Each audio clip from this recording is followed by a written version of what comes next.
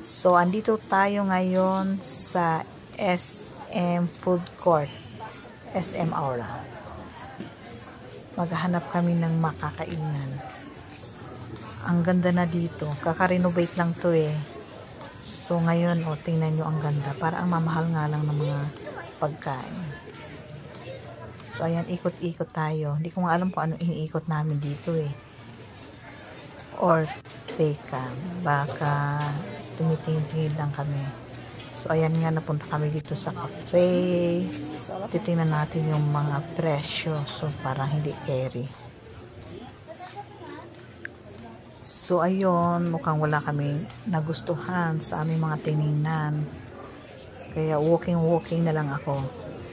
Mas mabuti pang mag-video na lang para may content.